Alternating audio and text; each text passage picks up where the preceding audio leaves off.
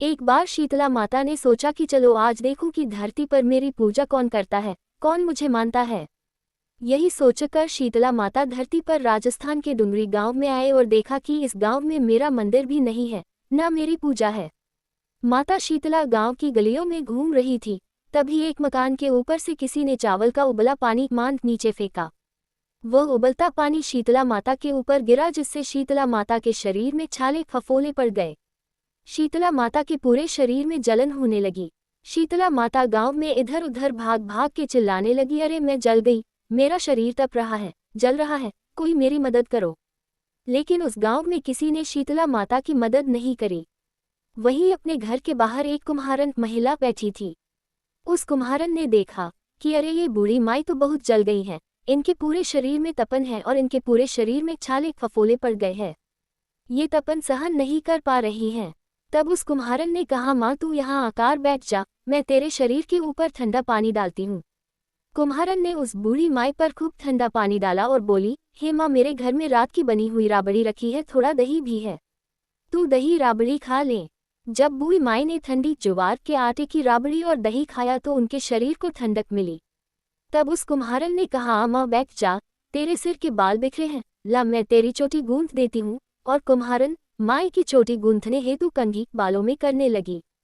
अचानक कुम्हारन की नज़र उस बूढ़ी माई के सिर के पीछे पड़ी तो कुम्हारन ने देखा कि एक आंख बालों के अंदर छुपी है। ये देखकर वह कुम्हारन डर के मारे घबरा कर भागने लगी। तभी उस बूढ़ी माई ने कहा, रुक जा बेटी, तू डर मत, मैं कोई भूत प्रेत नहीं हूँ, मैं शीतला देवी हूँ। मैं तो इस धरती पर देखने आई थी कि मुझे कौन मानता है, कौन मेरी पूजा करता है। इतना कह माता चारभुजा वाली हीरे जवाहरात के आभूषण पहने सिर पर स्वर्ण मुकुट धारण किए अपने असली रूप में प्रकट हो गई। माता के दर्शन कर कुम्हारन सोचने लगी कि अब मैं गरीब इस माता को कहाँ बिठाऊं। तब माता बोली, हे बेटी, तू किस सोच में पड़ गई। तब उस कुम्हारन ने हाथ जोड़कर आंखों में आंसू बहाते हुए कहा, हे माँ, मेरे घर में तो चारों तरफ दरिद्रता बिखरी हुई है, मैं आपको कहाँ बिठाऊं। मेरे घर में ना तो चौकी है, न बैठने का आसन। तब शीतला माता प्रसन्न होकर उस कुम्हारन के घर पर खड़े हुए गधे पर बैठकर एक हाथ में झाड़ू दूसरे हाथ में दलिया लेकर उस कुम्हारन के घर की दरिद्रता को झाड़कर दलिया में भरकर फेंक दिया और उस कुम्हारन से कहा, हे बेटी, मैं तेरी सच्ची भक्ति से प्रसन्न हूँ, अब तुझे जो भी चाहिए मुझसे वरदान मांग ले।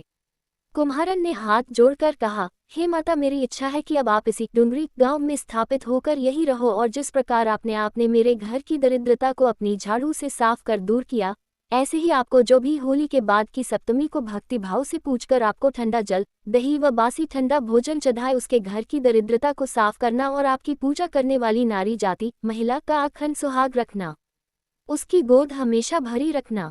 साथ ही जो पुरुष शीतला सप्तमी को नाई के यहाँ बाल न कटवाए, धोबी को कपड़े धुलने न दे और पुरुष भी आप पर ठंडा जल चढ़ाकर नारियल फूल चढ़ाकर परिवार सहित ठंडा बासी भोजन करे, उसके काम धंधे व्यापार में कभी दरिद्रता न आए।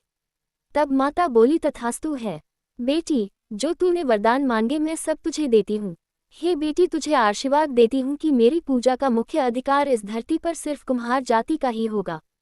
तभी उसी दिन से डुंगरी गांव में शीतला माता स्थापित हो गई और उस गांव का नाम हो गया शील की डुंगरी। शील की डुंगरी में शीतला माता का एकमात्र मुख्य मंदिर है। शीतला सप्तमी वहां बहुत विशाल मेला लगता है। इस कथा को पढ़ने से घर की दरिद्रता का नाश होने के साथ सभी की मनोकामना पूरी होती है।